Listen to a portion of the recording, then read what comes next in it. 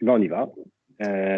Bonjour à toutes et à tous. Je suis très heureux de revoir Alain Guiraudy. Je ne vais pas poser énormément de questions moi parce que j'en ai déjà posé pas mal quand on a discuté sur le film dans Plan Large. En tout cas, on est très content que ce film soit dans cette sélection parce qu'Alain Guiraudy, ça fait longtemps qu'on le suit à la trace à France Culture depuis ses premiers moyens métrages, même ses courts métrages assez fous tournés sur le plateau du Larzac. Et puis voilà, c'est un film, Viens, je t'emmène, qui renoue, je crois, avec quelque chose qu'Alain avait un peu oublié, la joie, la légèreté, la satire, après des films qui étaient plus sombres comme L'inconnu du lac est resté vertical. Puis c'est surtout une histoire, ça on n'en avait pas parlé dans l'émission, je crois, qui sort d'un roman au départ, d'un livre très volumineux qui s'appelait Rabalaïr. Il y avait beaucoup de fils tirés, dont celui-ci. Pourquoi est-ce que c'est celui-là que vous avez choisi pour faire votre film? Pourquoi cette histoire? Ouais. Alors, bon, non, mais en plus, je me suis même pas, c'est même pas, j'ai écrit le roman, puis je me suis dit, tiens, quelle histoire je prends du roman pour faire un film, quoi. Non, non, ça s'est passé tout à fait autrement. Non, de toute façon, c'est deux choses que j'ai fait complètement indépendamment. Et puis, enfin, c'est pas indépendamment, c'est dur de dire que c'est indépendamment totalement, vu qu'effectivement, il y a quand même des personnages il y a des choses qui se ressemblent, des situations, des personnages, mais c'est deux choses que j'ai travaillé conjointement, enfin, en parallèle, on va dire, en parallèle, mais j'ai géré le film d'une toute autre façon, quoi, que le roman, quoi, voilà. Et de toute façon, c'est souvent comme ça que je commence par écrire. Ça m'arrive souvent de commencer par un roman ou une nouvelle ou enfin quelque chose que je ne sais pas ce que c'est et ça devient un scénario, quoi. Voilà. Donc, et là, j'ai un peu pris, voilà, c'est une variation autour d'une histoire du roman. Et d'ailleurs, c'est les personnages qu'on retrouve dans le film sont très hors champ dans le roman, je trouve, quoi. Enfin, ils sont hors champ. Ils ont tout leur parcours est hors champ, quoi. Je veux dire dans le roman, quoi. Voilà. On les retrouve à des moments, mais assez peu de moments finalement. Voilà. L'élément déclencheur du film, c'était quoi? C'était la volonté de parler des attentats, de raconter l'histoire d'une rencontre. Il y a une idée au départ? C'est tout ça, c'est tout ça. Enfin, il n'y a pas. Euh, je sais pas comment ça se passe en fait, un film quoi. Je sais pas comment on part. On part avec. Enfin, moi, je sais que je pars. Déjà, il faut que je parte avec deux histoires généralement. Une histoire ne suffit pas, quoi. Voilà. Et puis oui, fondamentalement, de toute façon, ça part de la première séquence où il y a deux personnages qui se rencontrent, quoi. Voilà. Et puis après viennent se greffer. Enfin, je pense que le film se déroule de la façon dont ça s'est déclenché, tout ça est venu dans ma tête, quoi. Voilà, je pense que puisque j'ai pas rechamboulé le film au montage, je l'ai même pas rechamboulé à l'écriture finalement, quoi. Je pense que j'ai toujours le scénario a toujours été comme ça, quoi. Le scénario du film, ça a toujours été la rencontre de Médéric et d'Isadora. Et puis leur premier rapport sexuel empêché par les attentats, et voilà quoi. Et après, je déroule quoi. Donc voilà. Donc oui, il y a forcément les deux. Je pense que s'il y avait eu que la rencontre de Médéric et d'Isadora, il n'y aurait pas vraiment eu de film. Ben, je pense que l'histoire de Médéric et Isadora, ça ne m'intéressait pas beaucoup. Enfin, tout seul. Enfin, juste cette histoire-là, quoi. Ça ne m'intéressait pas. Je ne pense pas que je sois le genre de réalisateur qui soit capable de tenir un film sur une histoire d'amour entre un homme et une femme, quoi. Voilà. Ou même sur une histoire d'amour toute simple. Je pense que ça. Ou même si l'histoire d'amour est compliquée, ou même si elle n'a pas lieu, quoi, je pense que ça. Enfin, ouais, me faut au moins un truc qui l'empêche, quoi. Ouais. Alors, le film ne se passe pas pendant le confinement, mais on a quand même l'impression que il y a quelque chose de l'expérience du confinement dans cette C'est histoire. Il y a confiné. cet immeuble quand même où tout se passe, quoi. Il y a un Et côté huis clos dont on n'avait pas l'habitude chez vous. Ben ouais, c'est ça. C'est pour une fois que je fais un huis clos. Il y a un confinement. Il y a le confinement. Ouais, ouais, ouais. Non, il y a le confinement. Ben, le film, oui, déjà, ben, le film est urbain, quoi. Il est urbain. Comme il est urbain et hivernal, ben, il est quand même beaucoup à l'intérieur, quoi. C'est vrai que l'hiver, on passe pas tant de temps que ça à l'extérieur. Et puis en plus, c'est quand même une comédie d'immeuble, quoi. Je voulais vraiment faire un truc autour d'un immeuble, de voisins, de débats entre voisins. Donc forcément, ouais, ça se déroule à l'intérieur. Et non, et alors, ouais, ouais, ben, comme quoi, des fois, oui, comme quoi, ben, des fois, je sais pas, on est dans l'air du temps sans avoir cherché forcément à y être. Mais effectivement, le film est confiné. Il est même d'autant plus confiné que le gros des intérieurs, on les a fait en studio quand même, quoi. Voilà. Donc, c'était vraiment une première pour moi, ça aussi, quoi, le studio. Voilà. Le studio, qui, ceci dit, est moins confinant que l'appartement en décor naturel, je pense. Pourquoi? Ben, un vrai appartement, ça fait quoi? Ça fait, même à Clermont-Ferrand, où on habite, où c'est plus spacieux qu'à Paris, ça fait quoi? Ça fait 80 mètres carrés, 100 mètres carrés. Et voilà, un F3 à Clermont, ouais, voilà, il fait entre 80 et 100 mètres carrés. Un studio, ben, on a un plateau de 1000 mètres carrés dans lequel, je veux dire, ok, l'appartement, on le réduit, on essaie de le faire petit, on essaie de le faire à des tailles, on le fait d'une dimension normale, mais n'empêche qu'on a toutes les commodités autour, quoi. On a quand même 10 mètres de hauteur sous plafond et on a 1000 mètres carrés en dehors du studio, donc c'est quand même vachement moins, ouais, moins confinant. Alors, on va laisser la parole aux étudiantes et étudiants jurés. Il faut que vous signaliez en levant la main, en appuyant sur la petite Ah, main, et je vous donne la parole. Alors, qui ose lever la main en premier? Ah, alors, c'est Nathan. Nathan Chaguns, je crois. Vous pouvez afficher votre visage à l'écran et poser votre question. Bonjour. bonjour. Merci beaucoup pour le film. Moi, en fait, ce qui m'a interrogé avec le film, c'est surtout son début, le tout début, avec ce plan où le personnage principal regarde, du coup, la Isadora qui est derrière la caméra, mais en fait, on a presque l'impression qu'il rentre timidement dans l'écran et qu'il nous regarde nous. Est-ce que, enfin, j'ai vu ça comme une entrée dans une pièce de théâtre et comme un comédien qui était timide de commencer cette histoire. Est-ce que c'est volontaire d'avoir fait avec ce personnage cette entrée? Et en plus, c'est un personnage qui reste assez pâteau pendant tout le film. On sent il est beaucoup ballotté par les autres personnages. Est-ce que c'est une entrée que vous avez réfléchi pour ça?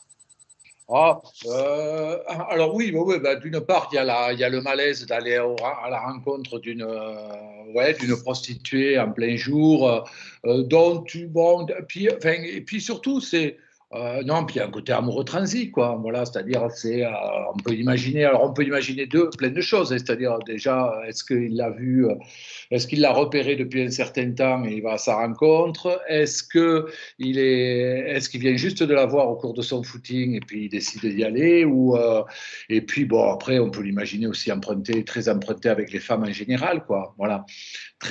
Pas très à son aise avec tout ça, quoi. Voilà. Et après, alors, sur le dispositif théâtral, je pense qu'il y a souvent ça chez moi, quoi. C'est-à-dire que c'est un truc que j'aime assez, quoi. Bon. Alors en plus, j'aime assez effectivement les entrées de chant, les sorties de chant, et puis même les gens qui arrivent comme ça, qui entrent en scène comme on entre au théâtre, quoi. C'est-à-dire qu'ils passaient par là, et puis ils rentrent. Et en plus, bon, le film est, je ne sais pas si on l'a évoqué avec Antoine d'ailleurs. J'ai parlé de comédie d'immeuble, mais même il y a même un côté très vaudeville, quoi. Moi, je lorgnais franchement du vaudeville, du côté du théâtre de boulevard, quoi. Hein, voilà. Et au-delà de la comédie d'immeuble. Et quand je parle de comédie d'immeuble, effectivement, je pense surtout à des films comme Femmes au bord de la crise de nerfs de Pedro Almodovar. Et donc oui, il y a tout un jeu effectivement comme ça, quoi, autour de, ouais, y compris qu'est-ce que c'est que d'aller draguer une inconnue, quoi. Voilà, qu'on n'a aucune raison. Ouais, c'est quand même assez compliqué comme ça de draguer au cours d'un footing en pleine sur une place de, de Clermont et d'essayer d'aller négocier une passe gratos avec une prostituée. Ouais, donc je pense que c'est normal qu'il soit un peu emprunté, ouais, que ça soit compliqué pour lui. Ok, merci beaucoup. Rien. Vous venez d'où, vous? Vous faites quoi comme étude? Alors, Là aussi, j'imagine, comme tous. moi, je suis canet dans le Calvados Ah, et, d'accord, et je suis en études de pratique de théâtre au conservatoire. d'accord. Et Voilà. vous êtes un habitué du Café des Images Ouais, alors moi, je suis plutôt Non. le Luxe, qui est le Ah, deuxième cinéma d'art et d'essai, parce qu'il ok, est plus proche de chez moi, mais Café des Images, c'est quand même vachement bien aussi. ouais, ok. Non, parce que je vais souvent au Café des Images. Voilà. Alors, y a-t-il une autre question? Quelqu'un veut-il lever la main? Je vous sens timide aujourd'hui. Ah, Élie, c'est à vous, Élie. Ah non, Élie. Bonjour. Bonjour Élie, je vous vois pas.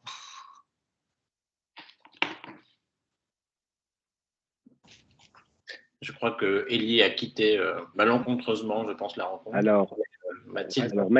Mathilde Bender pose une question et Élie nous rejoindra tout à l'heure. Bonjour à tous. Alors, je suis désolée, je suis dans le bus, donc je ne sais pas si vous allez bien m'entendre et je ne vais pas mettre ma caméra parce que c'est peut-être pas l'idéal. Mais je tenais à assister à votre intervention parce que j'ai vraiment aimé beaucoup votre film. Alors, je ne suis pas du tout en cinéma, moi je suis en école de commerce à Marseille, à Kedge, et je suis en alternance chez TF1. Mais du coup, je me demandais peut-être comment vous avez géré toutes les scènes de nudité, de rapports sexuels. Enfin, j'imagine que c'est particulier à gérer et je me demandais comment Oui, vous gérez tout ça, tout simplement. alors comment oui, c'est effectivement assez particulier. Ouais, c'est toujours oui. Déjà, nous, en tant que réalisateur, on a toujours un peu l'impression d'en demander beaucoup aux comédiens, quoi. Et puis, bon, les comédiens, c'est pas la partie du métier qu'ils préfèrent, quoi, non plus. Donc, qu'est-ce que je veux dire? Déjà, bon, ça commence au départ. Hein, déjà, c'est à peu près dès le casting. Moi, je demande au directeur de casting maintenant, depuis quelques films, de prévenir les comédiens qu'on recherche qu'il y a ça. Voilà, c'est-à-dire qu'il faut être à l'aise avec la nudité, avec ça. Déjà, ça élimine pas mal de comédiens, quoi, et de comédiennes. Enfin, ça élimine. On ne procède pas par élimination non plus, hein, faut pas. Mais disons qu'on est d'entrée de jeu, on est au clair avec le film vers lequel on va, quoi. Donc, moi, j'en parle très vite dans la rencontre en casting, et puis après, quand je commence à voir un peu plus clair, à y voir un peu plus clair sur les comédiens ou les comédiennes, on fait des essais physiques. Alors bon, là, il y avait, je parle en général, hein, là, il y avait Noémie Voski. Donc Noémie, dès que moi je me suis mis OK, j'étais d'accord avec moi-même pour travailler avec Noémie et que bon, on avait un peu parlé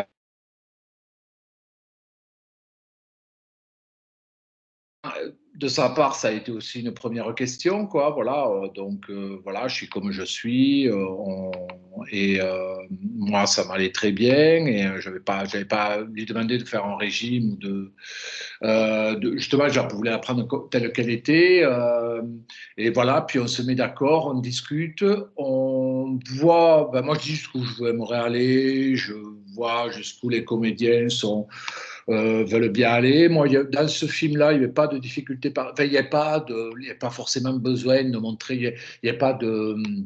Je ne filmais pas le sexe de façon ostentatoire. Il n'y avait pas de pornographie, ni même. Il n'y avait pas lieu de montrer le sexe. Les gens n'avaient pas montré. Après, il s'agissait d'être à l'aise avec son corps. Et le sexe, je veux dire, le sexe, l'organe sexuel, les organes sexuels, quoi. Donc, et puis après, ben, on se met donc, on fait des essais, quoi. Enfin, on fait des essais. C'est même pas qu'on fait des essais, c'est on répète, on met les choses en scène, on le travaille. Faut pas attendre le tournage pour se mettre là-dessus. Il faut, ouais, on chorégraphie. Je pense que c'est important aussi d'être au clair avec les positions, avec l'enchaînement des mouvements, avoir que les comédiens aient un déroulé de la scène très clair, enfin de la scène avec leur corps et tout, que tout ça soit très clair dans leur tête. Et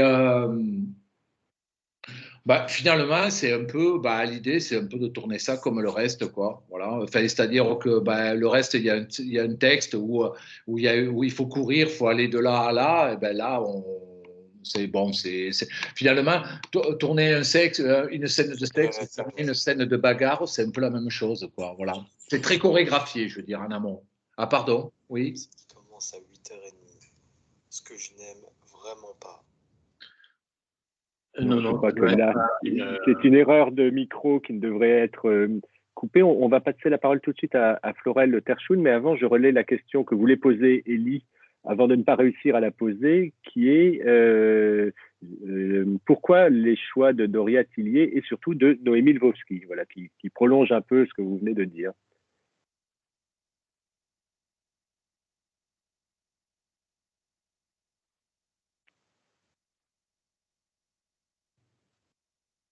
Ah, je viens de réactiver mon micro. Je pense qu'il était désactivé. Voilà. Ouais. On vous entendait plus. Vous avez entendu ma question? Pourquoi Noémie Lvovsky et Doria Tillier? Et Doria Tillier, oui. Ouais, d'accord. Alors, Noémie, alors c'est marrant parce que Noémie, j'y ai pensé assez vite. Et puis, parce que bon, je l'aime bien comme comédienne, et puis je trouvais qu'elle elle pouvait incarner, quand même, elle pouvait incarner ce genre de femme, et puis surtout, elle pouvait être la comédienne qui venait là-dessus, quoi, sur ce terrain-là, quoi, et y compris avec son corps de femme de plus de 50 ans, quoi. Comment dirais-je, voilà, bon, en fait, j'ai dit pourquoi Noémie, donc et puis, et Dora, Dora, je l'ai vue, je ramais un peu sur ce personnage de Florence, et je l'ai vu dans le film de Yves Forjard. En plus, c'est marrant, c'est quelqu'un que j'ai découvert très tardivement, quoi. Finalement, je l'ai vu dans le film de Benoît Forjard, dans Yves, et je l'ai trouvé super, quoi. Donc, je lui ai demandé, voilà. Et puis, non, je trouve qu'elle a, elle a ce côté très jeune et dynamique, fraîche dans le vent, quoi. Voilà. Allô? Est-ce qu'il y a quelqu'un? J'ai l'impression. Oui, je suis là, mais je donne la parole à présent à Florel Terchoun. Vous êtes avec nous, si vous pouvez activer votre caméra. Bonjour. Alors, bonjour Monsieur Guéraudy, je m'appelle Florel. Déjà, je voulais commencer par une remarque sur votre film. J'ai trouvé que le traitement, surtout du regard, à travers les différents personnages, était très poétique et c'est ce qui m'a particulièrement marqué au fil des scènes. Et j'aimerais enchaîner du coup avec une question qui est plus par rapport à la gestation de votre film, de votre œuvre, savoir si tout ce qui était en termes de rythme, donc le mouvement des caméras, la musique, les dialogues, était quelque chose qui était très organisé à l'avance, ou si vous préfériez un peu vous laisser dicter par le moment. Bon. Alors, c'est un mélange des deux. Non, moi, c'est très préparé. Hein, c'est très préparé. Moi, j'essaie surtout de parce que je sais qu'il y a des films où c'était très préparé et puis finalement, je fais pas forcément ce que j'avais prévu, quoi. Mais là, c'est très préparé et je pense que j'ai vraiment fait ce que j'avais prévu, quoi, ce qu'on avait prévu. C'est-à-dire, c'est préparé même. On fait un premier découpage sur table, enfin sur le papier, puis après on y retourne dans les décors, et même là, avec Hélène Louvard, la chef opératrice, on a même fait des photos plan par plan avec les assistants comme comédiens, Et on a fait des photos plan par plan en respectant les focales qu'on voulait se donner. Bon, après, mais c'est-à-dire on avait carrément un découpage sur photo, avec des photos, quoi. Je pense que je n'avais jamais atteint ce niveau de précision avant le tournage. D'habitude, je fais des dessins avec des personnages bâtons, quoi, voilà. Mais non, moi, j'aime vachement être au clair avec la mise en scène, quoi, voilà. Quitte à me rendre compte après que non, c'est pas comme ça qu'il faut faire, quoi, parce que disons que il y a quand même toujours un drôle de moment. Finalement, il n'y a qu'au tournage qu'on se retrouve avec les comédiens en costume sur le décor. Avant, on travaille tout ça de façon très dissociée, quoi. On travaille avec les comédiens dans une salle, généralement à Paris d'ailleurs, et puis une salle hyper froide. Et la costumière travaille les costumes, les décors s'organisent, et voilà.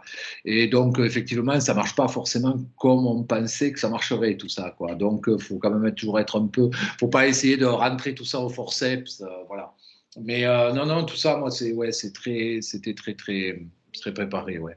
Et est-ce que du coup, le résultat de votre film correspond à votre vision artistique dès le départ, ou est-ce que ça a supplanté ce que vous vouliez faire?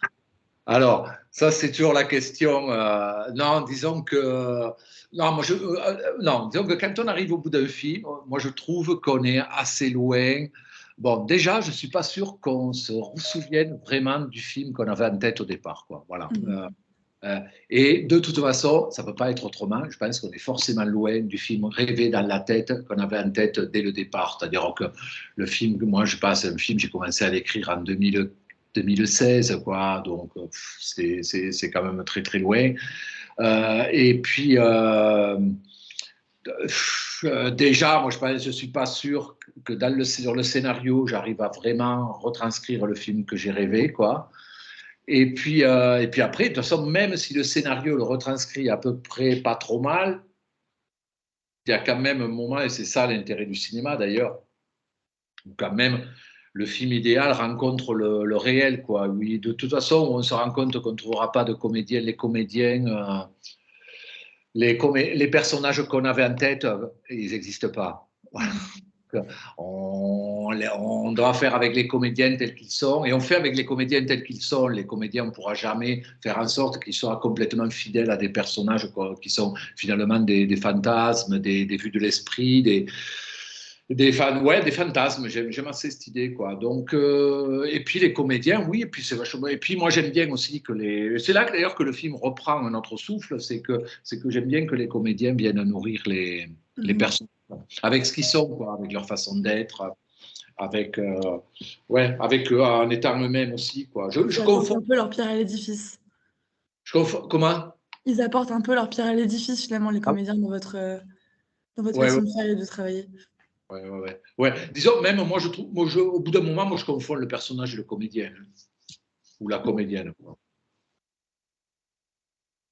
Mais merci beaucoup, en tout cas, pour votre réponse, Marion. Merci. De rien.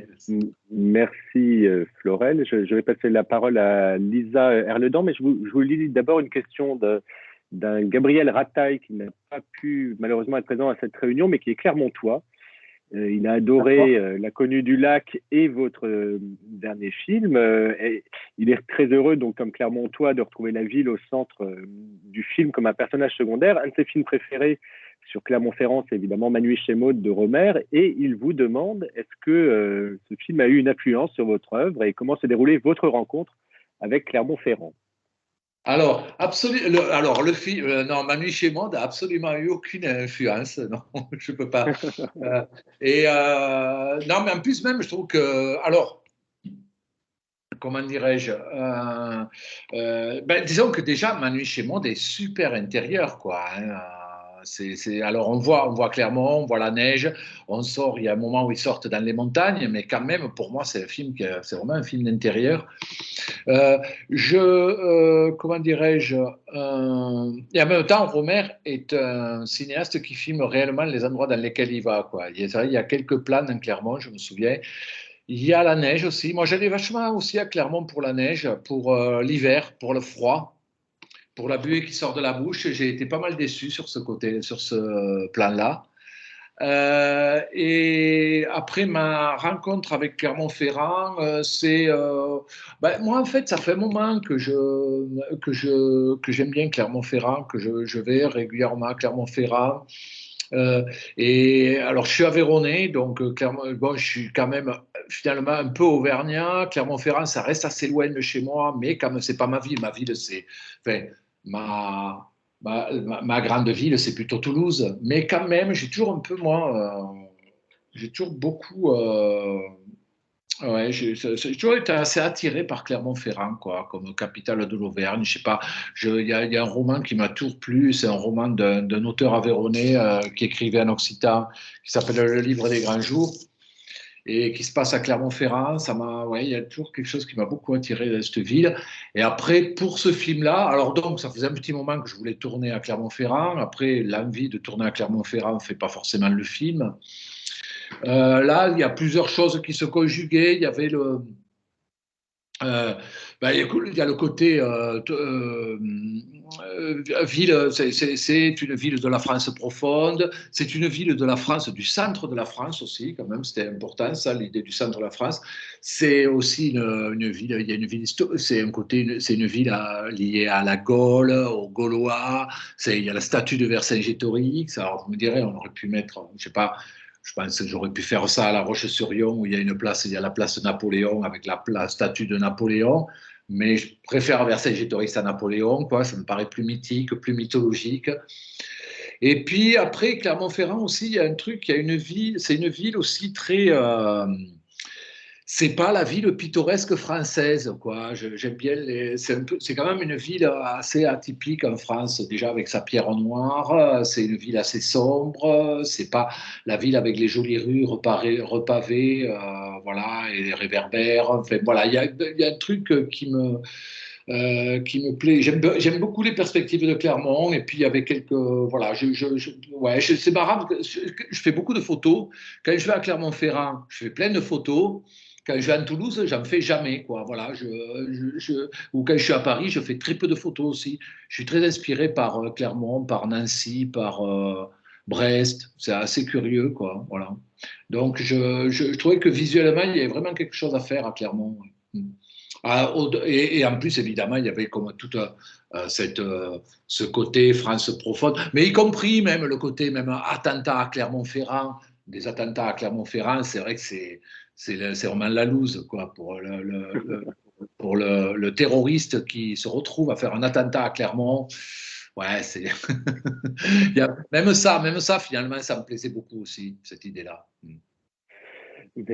Je donne la parole à Lisa Erledan et après, ça sera au tour de Sylvia. Lisa, c'est à vous. Oui, bonjour, j'espère que vous m'entendez bien parce que ma connexion est vraiment mauvaise. Ça va, vous m'entendez bien? Oui, je vous entends bien. Ouais. D'accord, je voulais savoir, donc, je voulais revenir sur la mise en scène. Comme vous avez dit que tout était prévu, etc. Il y a une scène, à un moment où ils sont dans les escaliers et ils parlent en fait tous les trois. Et en fait, la lumière fait que s'éteindre et ils doivent la rallumer. Et je voulais savoir si c'était fait exprès et pourquoi. Enfin, peut-être pour montrer l'authenticité, j'en sais rien, mais ça m'a intriguée. Ah oui, non, la minuterie, ouais, c'est fait exprès. Ouais, ouais. Non, parce que de toute façon, il faut les renforcer, les effets lumière. On ne peut pas éclairer. C'est compliqué. Bon, déjà, ça, c'est tourné en studio en plus. Mais c'est compliqué comment dirais-je, même, je pense qu'on l'aurait fait dans les escaliers. C'est compliqué on n'éclaire pas un film rien qu'avec les ampoules de l'escalier, quoi. Ça suffit pas, quoi. Donc, c'est fait exprès. Et non, puis moi, ça c'est un truc qui, moi, me fait assez rire, quoi, l'idée de la minuterie, quoi. Voilà. Non, j'aime beaucoup parce que ça ça fait partie des petits détails du quotidien qui sont toujours agréables à retrouver au cinéma. En tout cas, moi, je sais qu'en tant que spectateur, c'est le genre de choses que j'aime bien retrouver, quoi. Ok, merci beaucoup. Bon, après, je dois dire un truc à un moment quand même. Bon, finalement, l'effet n'est pas parce que c'est vrai qu'à un moment, j'avoue que je comptais aussi, parce que je voulais vraiment le tourner en plein séquence, c'est-à-dire sans aucune coupure, quoi. Voilà. Et je me disais, la lumière, la minuterie, quand elle s'éteint, ça nous fera du noir et on pourra monter d'un plan à l'autre en profitant du noir, quoi. Mais de toute façon, avec la porte de Médéric ouverte, bon, j'ai très vite compris que ce ne serait pas possible. On n'aurait jamais le noir, quoi. Voilà. Mais voilà. Donc, éventuellement, je comptais aussi sur ça. Voilà. Ok, bah, merci beaucoup. Merci. C'est à Sylvia. Sylvia, est-ce que vous nous entendez? Alors, moi, bonjour, vous m'entendez? Oui, bonjour, oui, je vous entends, oui, je vous vois même. Bonjour. Et j'ai trouvé que le film mettait assez en évidence certains problèmes de la société qu'on pouvait retrouver, comme par exemple le racisme, la prostitution, et aussi avec cette femme qui se faisait aussi battre par son mari et qui se faisait exploiter. Puis aussi la police qui ne voulait pas se déplacer pour elle, finalement ce jeune homme qui se retrouvait sans abri. Pourquoi en fait finalement avoir réuni toutes ces choses-là dans le film? Est-ce que vous aviez un message à passer, peut-être même politique, ou c'était pour montrer tous les problèmes qu'il pouvait y avoir? Ah, alors oui, je pense que le film est politique, ouais. Alors après, est-ce que j'ai un message à passer après, le message, il n'est pas forcément dans la dénonciation de ceci ou de cela. Je pense que ça, c'est déjà fait. Et puis en plus, enfin, c'est déjà fait. Je pense qu'on le fait plus, les associations ou les journalistes le font beaucoup mieux que, aussi bien, au moins aussi bien, si ce n'est mieux, même qu'un film, quoi. Voilà. Non, je pense que le film, il était plus dans mon idée politique de ce film-là, comme mon idée politique du cinéma d'ailleurs, je pense en règle générale, c'est plutôt une idée, c'est-à-dire il faut aller, l'idée c'est plus d'aller sur des terrains où les politiques et les journalistes ou même les politiques, journalistes ou même le travail des associations a du mal à aller, quoi. C'est-à-dire c'est un terrain plus, je dirais, plus utopique, plus utopique. L'idée, c'est quand même, sur ce film-là, c'est effectivement de parler des problèmes, de convoquer un peu au sein d'un immeuble tous les débats qui traversent la société française, européenne, voire même mondiale. Parce qu'on parle d'un jeune arabe sans abri, mais c'est pas interdit de penser aux migrants, quoi. Voilà, de penser, et puis même, on pense nécessairement à la paranoïa qui s'est emparée de nous aussi après les attentats, quoi. Enfin, et puis même, c'est vrai que notre regard sur les Arabes a changé à ce moment-là, quoi. Enfin, sur les musulmans et par extension sur les Arabes, quoi. Il y a quand même eu quelque chose, le regard collectif a été très, très perverti, quoi, sur ce monde-là, quoi. Donc, bon, évidemment, alors je passe, il y a aussi effectivement, donc il y a Isadora qui est battue et qui repart en plus vers son mari tout en état, bon, voilà, qui lui fait pas que du bien, quoi. Et l'idée, donc voilà, donc c'est d'être dans. Moi, je fais le film aussi pour dans une période assez noire. Voir un peu ce qui peut nous réunir, ce qui peut nous porter un peu plus à regarder un peu plus loin que la noirceur du moment, quoi. Voilà. Et ce qui peut nous réunir plutôt que ce qui nous divise. Voilà. Je pense que je fais plus le film pour ça, pour à la fois moi me requinquer. Et puis pour essayer effectivement de rendre tout, de positiver, quoi, de positiver quelque chose, une période sombre, quoi. Voilà. Donc c'est à ce sens-là, je pense que le film est politique. Après, il l'est aussi, je pense que je pense que le cauchemar, par exemple, est politique. Le cauchemar de Médéric, il fait carrément écho, il fait écho à ce grand fantasme du grand remplacement, quoi. Voilà. Donc je cherche, je pense qu'il y a d'autres moments comme ça dans le film. Je cherche évidemment des exemples et bon, au moment où j'en ai besoin, je les trouve pas, quoi. Mais il y a peut-être quelques moments, mais fondamentalement, l'idée du film, au-delà d'un message, c'est plus d'essayer de réunir les gens en montrant quand même les choses qu'il pouvait y avoir. Comment en réunir les gens finalement sur ces problèmes qu'il y avait, mais et pas en les divisant, vraiment en montrant les choses comme elles peuvent être perçues par certaines personnes. Ouais.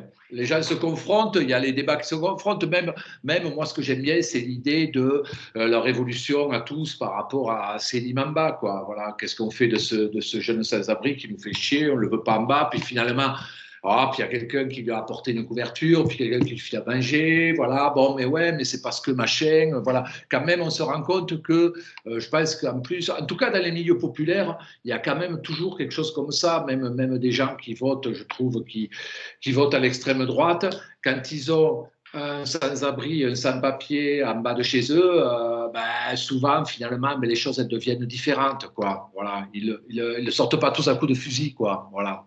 Donc, on voit à la fin du film qu'ils sont tous finalement réunis et ils ont réussi à passer outre. Voilà. Enfin, en tout cas, ouais, disons que bon, je pense que Selim arrive à trouver un peu sa place, quoi. Voilà. Et on arrive à lui faire une place, quoi. Voilà. C'est un peu ça l'idée, quoi. Voilà. Bon, bah merci beaucoup. De rien.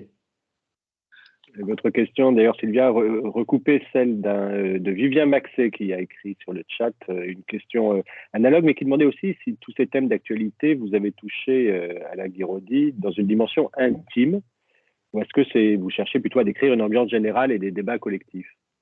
Alors, oui, ça c'est une bonne question. Non, de toute façon, j'ai toujours un truc, moi, quand même, c'est que généralement, parce que j'aime bien parler des sujets sociétaux, j'avais pas trop parlé de l'actualité pour l'instant dans mes films, quoi.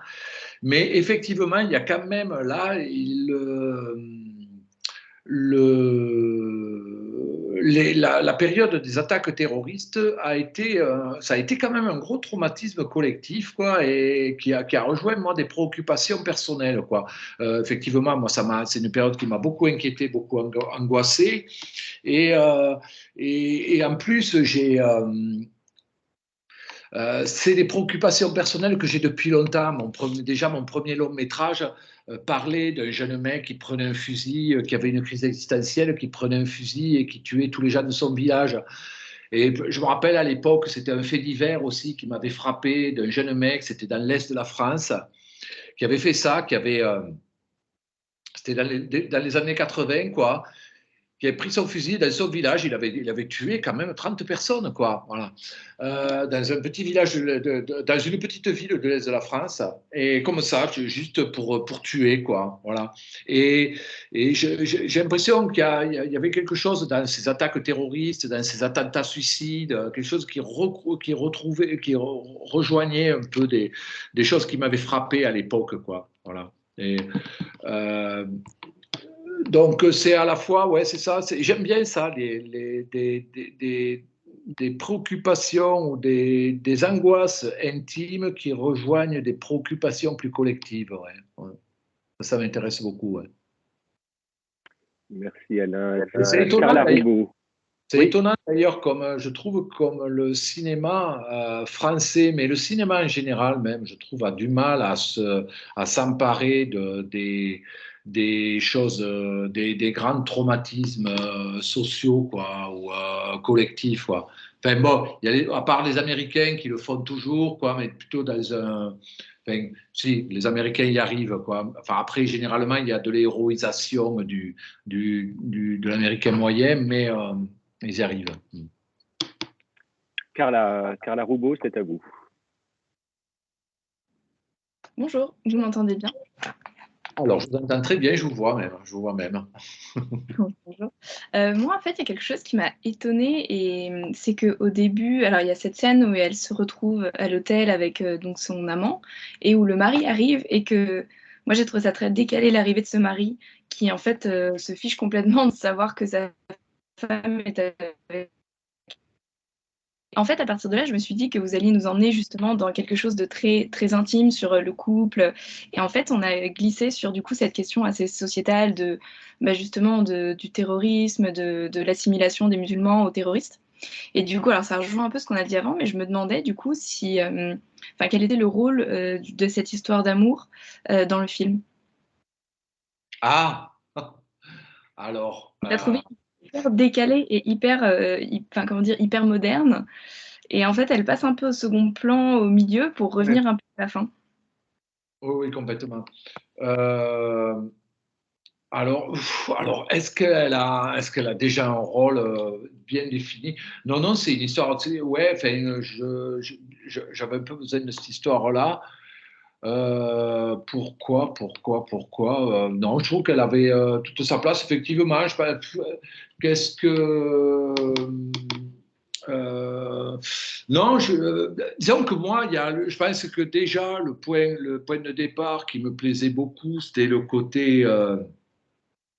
Enfin, c'est un film qui brasse beaucoup de choses, mais effectivement, le côté, même ce côté de Médéric, et qui pour moi est très contemporain, on va vers le carnage, on va droit dans le mur, mais quand même, on pense toujours à notre petit plaisir, quoi. Médéric qui veut quand même jouir alors qu'il y a eu des attentats. Enfin voilà, il y a quand même quelque chose comme ça qui, moi, m'a beaucoup plu. Tout ça mêlé avec l'arrivée du mari.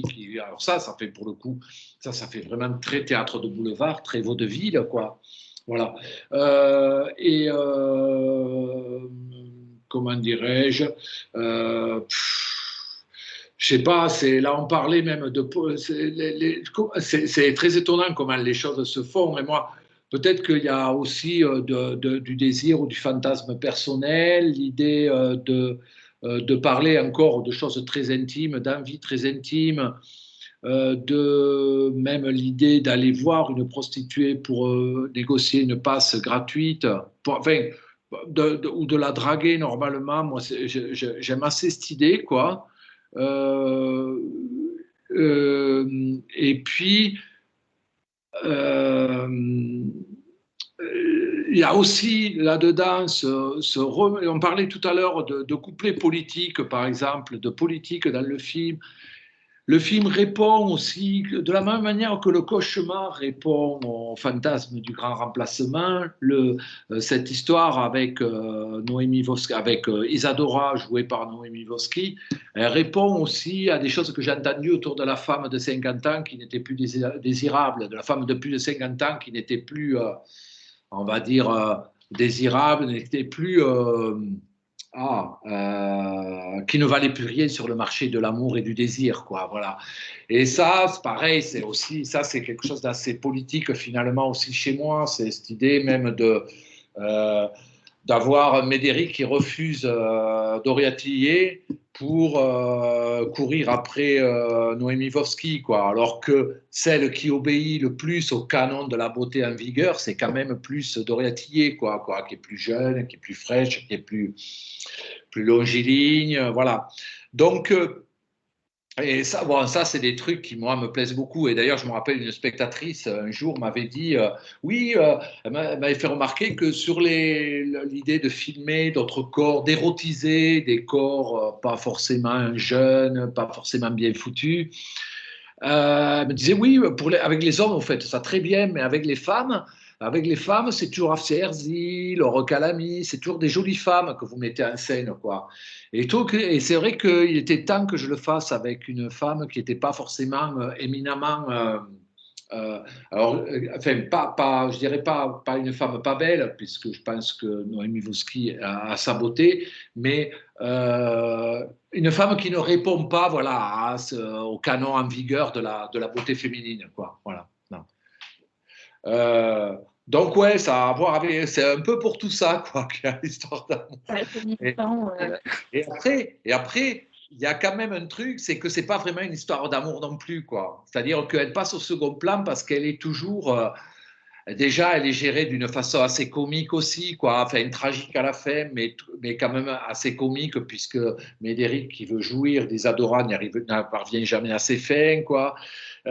Et puis, elle passe au second plan parce que, effectivement, cette histoire d'amour est sans cesse empêchée, quoi. Voilà. Donc, je pense que ça pourrait être le début de ce qui aurait pu être une histoire d'amour, quoi. Voilà.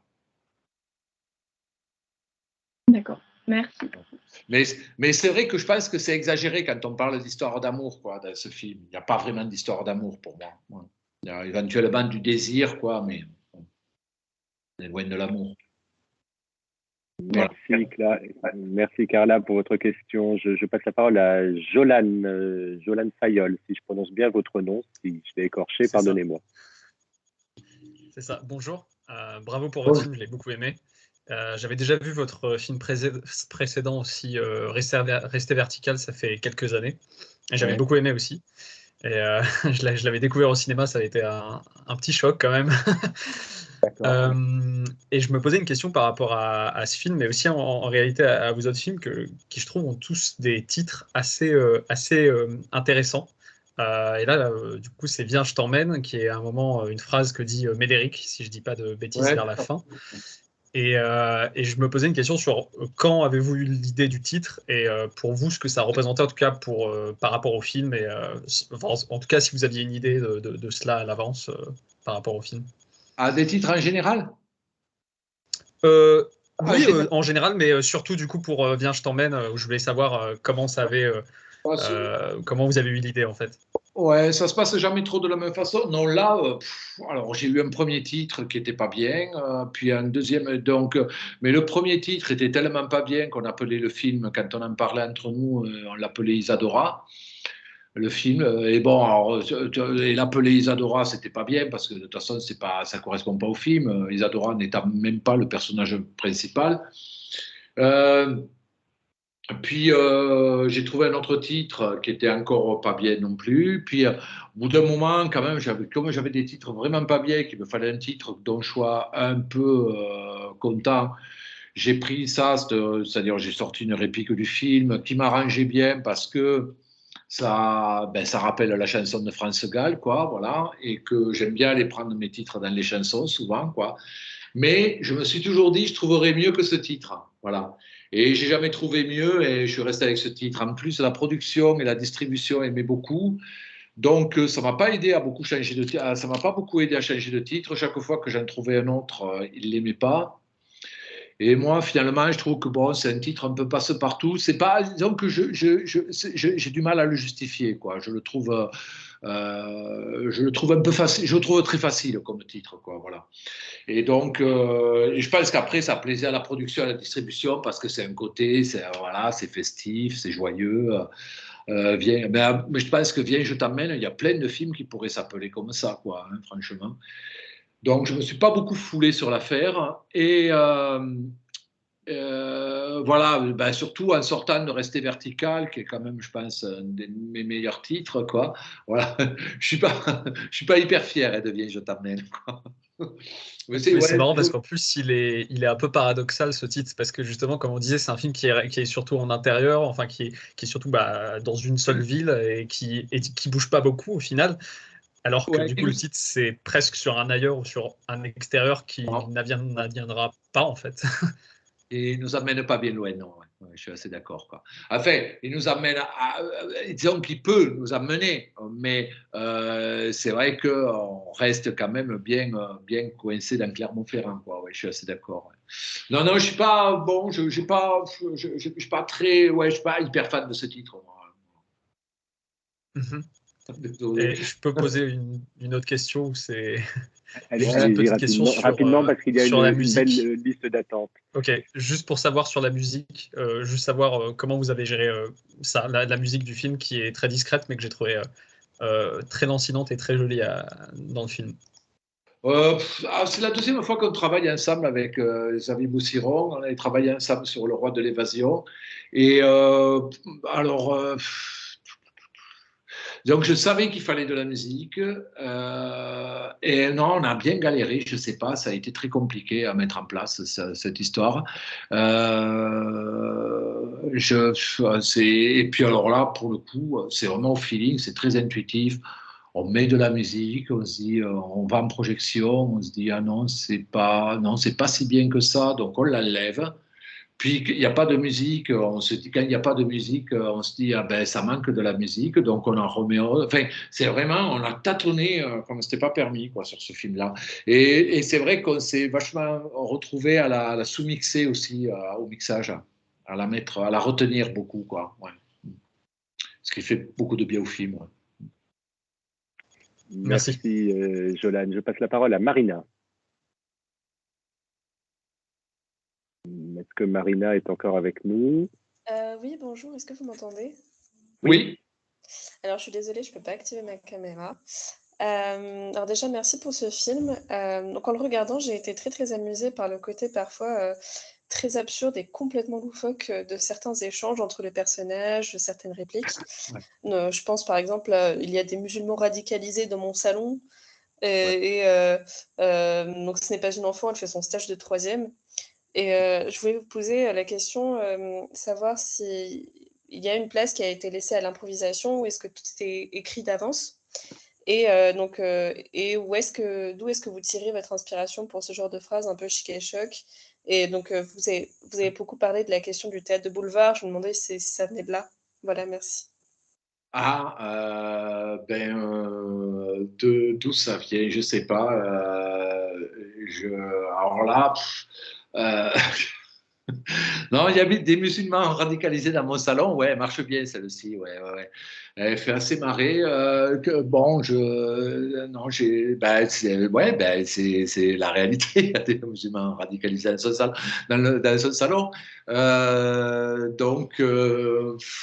Ouais, enfin, l'idée c'était de faire rire et c'est pas mal. Ouais, un mec qui raconte exactement ce qui se passe dans son salon, finalement. Et les musulmans radicalisés, ouais, je trouve que ça marche. Et puis le stage de 3e, ouais, non, de toute façon, on est en plein dans les problématiques contemporaines. Et le stage de 3e dans ce genre d'hôtel, ouais, je pense que normalement, ouais, ça devait assez marcher dans un registre de comédie, ouais. Et après, mais je sais pas si ça a à voir. Après, moi, je sais que j'ai été vraiment nourri à l'humour moi j'ai été biberonné à Astérix, à Tintin, à Gaston Lagaffe, et puis Fluide Glacial, Pif Gadget, Pif Gadget où il y avait quand même des choses très drôles, quoi. Non, donc Spirou aussi, voilà. Donc en fait, moi, je pense que je viens plus de la bande dessinée que du théâtre de boulevard, quoi. Ouais. D'accord, merci. Ouais, c'est vrai que maintenant que vous le dites, moi aussi, Astérix, etc., c'est vrai qu'il y a beaucoup de ces punchlines parfois qui sont très simples et qui disent la vérité, et c'est ça qui est marrant en fait. Ah ouais, ouais. Astérix, oui, en plus, alors sur l'anachronisme, ça fonctionne à fond. Ouais, ouais. D'accord, C'est merci beaucoup. peut-être pour ça qu'on trouve des albums d'Astérix et de Lucky Luke Exactement. dans le film.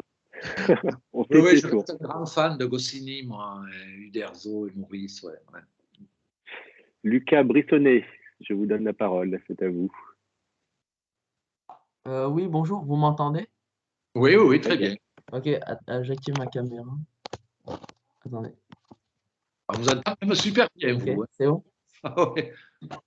Ok, moi, je m'interrogeais sur le personnage d'Isadora, en fait. Donc, on en parlait un peu tout à l'heure. Et elle représente un peu le désir, etc. Mais c'est un personnage que j'ai trouvé mystérieux, un peu vaporeux, presque déconnecté un peu du réel. Est-ce que vous pouvez me dire un peu ce qu'elle représente ou, Ah oui, ouais. Oui, c'est intéressant ça.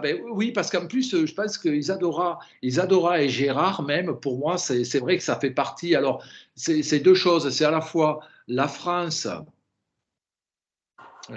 Disons qu'il y a un peu de France, ou trois France. Il y a la France d'avant, qui serait incarnée par Isadora, Gérard, par le réceptionniste de l'hôtel, Monsieur Renard.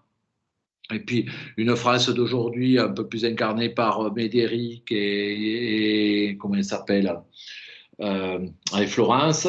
Et puis surtout la France de demain, ou peut-être aussi d'aujourd'hui, incarnée par Céline et Charlène.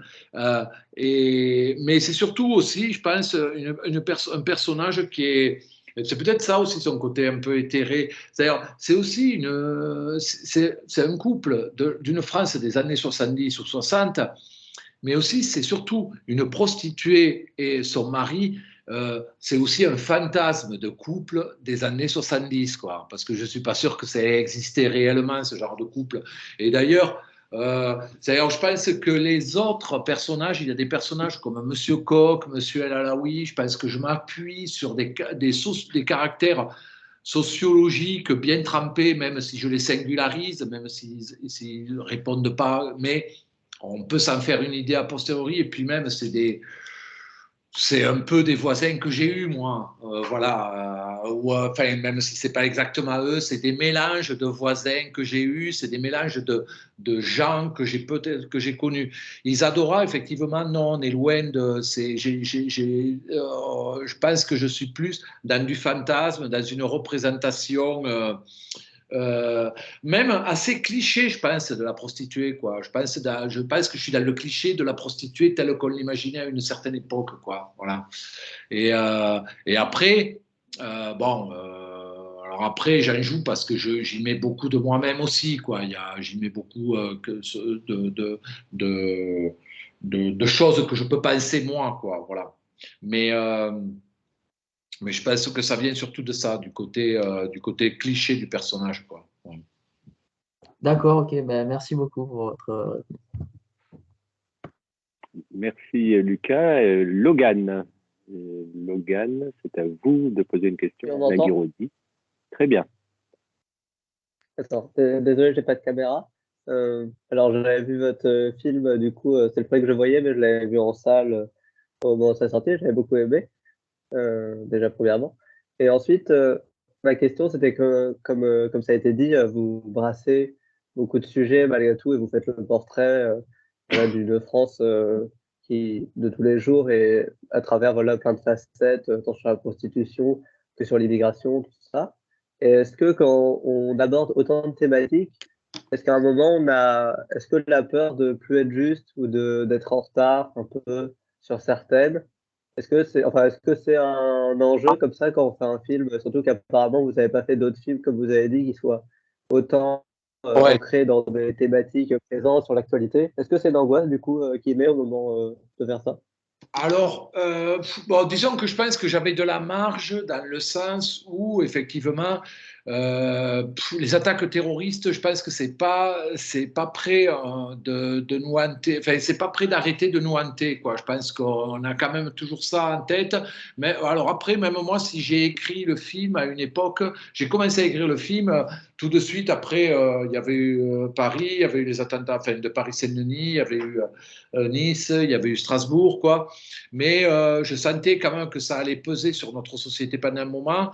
Non, c'est juste, comment dirais-je, nécessairement qu'on a peur que ça soit dépassé au moment où on va le sortir, mais en même temps, j'étais tellement dans comme je parlais de sociotypes, de gens qui sont très contemporains. Je pense que j'étais dans une France aussi très contemporaine. Il n'y a pas que les attaques, il y a aussi j'étais dans une France à la fois contemporaine et intemporelle. Je pense que, par exemple, c'était une bonne idée à ce niveau-là aussi de situer le film à Clermont-Ferrand et pas à Paris, c'est-à-dire dans une grande ville dont les gens ont une image déjà présente et qui aurait complètement reconnecté les attentats à une réalité du moment, quoi. Voilà. Donc, c'était important d'être à la fois dans de l'incarnation et dans de la déréalisation, quoi. Voilà, si je peux dire, il y a toujours un équilibre à préserver là-dessus. Et évidemment, après, il y a je sais pas, par exemple, il y a des réactualisations nécessaires, c'est-à-dire qu'à un moment, il y avait un interrogatoire par le commissaire, par l'inspecteur de police, par Monsieur Petit, de Médéric, et Médéric lui disait, parce qu'il se retrouvait au commissariat, et il disait il disait au commissaire, oui, mais non, mais Selim, il est en train, si, c'est terroriste, c'est-à-dire qu'il le convainquait, il essayait de le convaincre que c'est réellement un terroriste parce qu'il voulait aller en Syrie, voilà. Puis il y a eu un moment où j'ai fait dire au commissaire, arrêtez vos conneries, la Syrie, c'est fini. Parce qu'effectivement, la Syrie, ça fait un petit moment qu'il n'y a plus les gars en France, les jeunes djihadistes en puissance ne vont plus en Syrie. Et puis finalement, la séquence a sauté, quoi. Enfin voilà, c'est reparti sur autre chose, quoi. Parce qu'on se disait que la Syrie, c'était comment dirais-je, une référence qui était trop datée, quoi. Voilà. Donc il y a quelques trucs comme ça qui ont sauté, quoi. Voilà. Où il a fallu un peu rester fidèle à ce qui se passait au moment présent, quoi. Voilà. Mais pas grand-chose. Hein. D'accord. Merci beaucoup. Merci Alain. On approche de la fin de de cette rencontre. Il y a encore 3 personnes qui ont des questions à vous poser. 4, on va s'arrêter là. Ne levez plus la main. On va prendre les 4 dernières questions. Et on va commencer par Bénédicte qui attend depuis tout à l'heure. Bonjour, vous m'entendez bien? Bonjour, je vous entends bien, ouais. C'est flou au niveau de l'image, mais je vous entends bien. Alors, j'avais une question concernant le personnage principal. Vous avez parlé tout à l'heure des Américains qui héroïsaient les personnages de classe moyenne souvent. Et moi, au début du film, je me suis dit, c'est vrai que c'est un personnage pas très séduisant, etc. Et puis finalement, après, je me suis attachée à lui et je me suis dit, ah, mais tiens, jusqu'à la fin, avec la scène de la jeune fille qui crie Médéric, on voit qu'elle l'appelle. Et je me dis, est-ce que vous, quand vous avez écrit ce personnage, c'était une volonté de votre part de faire un peu un héros, un homme qui n'est pas élégant de par son attitude, mais qui finalement rassemble les gens, ses voisins l'apprécient, il fédère les gens Ouais. autour. Alors, disons que toujours pareil. Alors moi, alors toujours pareil. On en revient à une question qui a déjà été posée de est-ce que le film il est fidèle à à l'image qu'on s'en faisait au début. Je pense que le Médéric, c'est-à-dire Jean-Charles Cliché, est aux antipodes du Médéric que j'avais en tête, je pense. Je pense qu'il n'est pas du tout... mais c'est le comédien que j'ai trouvé le plus à même d'incarner quelqu'un d'un peu moyen, quoi. Voilà, de moyen, mais moyen, vraiment, dans tous les sens du terme, pas... À la fois pas trop gros, mais pas trop maigre, pas trop sportif, mais pas ridicule non plus quand il fait du footing, et qui soit à la fois, et puis qui incarne un mec un peu lâche, mais un peu courageux aussi, par moments. Enfin, voilà. Donc, ouais, chercher le mec moyen. Et en même temps, quand on cherche un mec moyen, on se rend compte que les gens moyens, ça n'existe pas, quoi. Il n'y a pas, enfin, même on me dirait de trouver le mec qui peut incarner le français moyen. Moi, je trouve que tous les gens ont leur singularité, quoi. Et il faut faire un peu avec leur singularité. Et non, moi, finalement, j'ai été agréablement surpris quand j'ai fait faire l'essai à Jean-Charles Cliché. Hop, tout de suite, je me suis dit, ah ouais, c'est lui, c'est vachement bien ce qu'il fait, quoi, c'est super. C'est à la fois drôle et pas que drôle, enfin, et aussi profond, enfin, et touchant. Voilà. Il avait un peu tout ça, quoi. Donc, comment dirais-je, je pense que c'est aussi le genre de personnage à même, alors comme vous dites, de fédérer, mais surtout aussi, je pense que de par son côté moyen aussi, je pense qu'on peut s'y identifier à lui, réellement, quoi. Enfin, en tant que spectateur, quoi. On se dit, je pense qu'on se reconnaît à plein de moments en lui, quoi. Voilà, ouais. Dans ses attitudes. Voilà. D'accord, merci. Voilà, c'est ça. Voilà. De rien. Merci Bénédicte. Nathan, comme vous aviez déjà posé une question, je vous ferai passer en dernier, si vous voulez bien, et on va donner la parole à Marlène. Oui, vous m'écoutez? Ah. Bonsoir, je vous entends. Oui, bonsoir. Ouais. Bon, félicitations pour ce film. Moi, j'aimerais savoir si les personnages de Charlène et Céline font plutôt référence à la jeunesse d'aujourd'hui, plutôt que... Ah ben oui. Ouais. Enfin, disons qu'ils font en tout cas référence à la jeunesse. Non, puis c'était à la jeunesse issue de l'immigration, comme on dit. Voilà.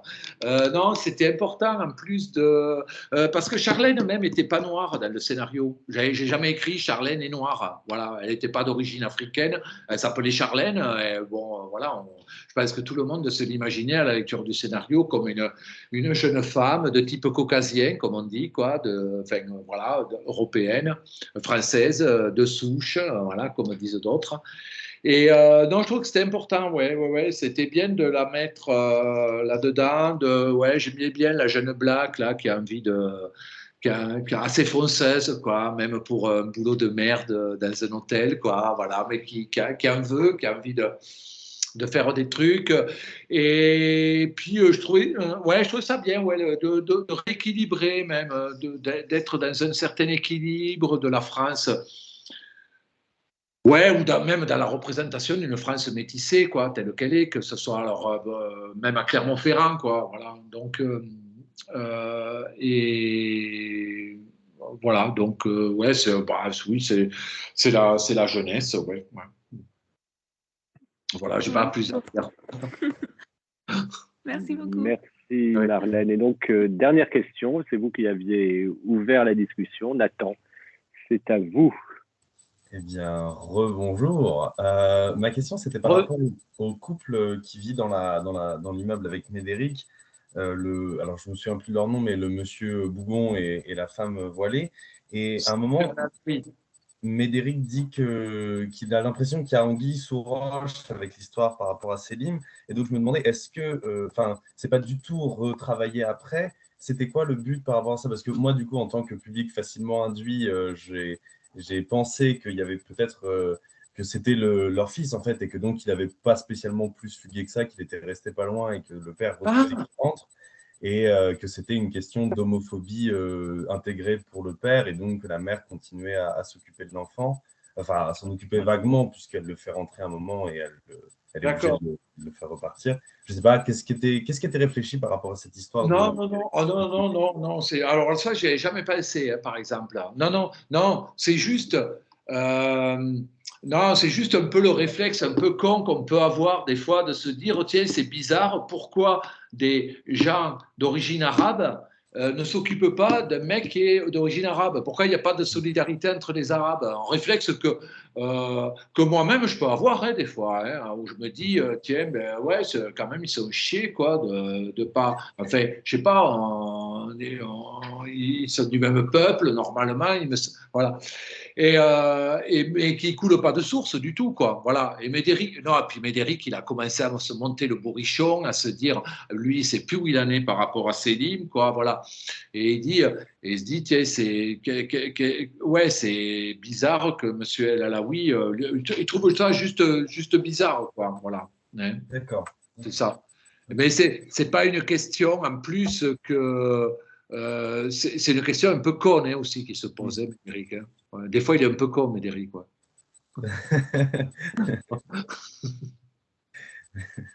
Merci beaucoup. Voilà, de rien. Merci beaucoup à tous et à toutes. Merci Alain Guiraudy. Voilà, merci pour ce Teams, cette visioconférence. C'est drôle d'expérience. C'est une belle expérience. En tout cas, à titre personnel, moi, je serais ravi que vous ayez le prix cette année des étudiants, ne serait-ce que pour vous voir avec ce film à Cannes, puisqu'il me semble que le Festival de Cannes n'a pas eu la bonne idée de vous inviter l'an dernier pour ce film. Hein. Ah bon, voilà, ils ont eu un peu les chocottes, il me semble. Ah, ça voudrait dire que le film serait projeté à Cannes, s'il a le prix? Non. En tout cas, le prix serait remis à Cannes. Ah oui, sera remis, ouais. Ah non, ah oui, sinon s'il avait été projeté, ouais, ça aurait été pas mal, ouais. Bon, sinon c'est bien, ouais, s'il a le prix, c'est bien quand même. Ouais. Même sans être projeté, ouais. Eh ben, on vous souhaite bonne chance. En tout cas, merci Alain Guiraudy, merci Antoine et merci à tous les étudiants pour vos questions. Ouais. Merci à vous toutes, oui. Okay. Et très bonne chance donc pour ce prix cinéma des étudiants. Merci à tous. Bonne soirée. À bientôt. Au revoir. Merci beaucoup. Bonne soirée. Au revoir. Merci, bonne soirée. Merci, au revoir. Au revoir. On coupe. Au revoir. On coupe. À bientôt, Alain. Oui, on coupe. À bientôt. Au revoir. À bientôt. Au revoir.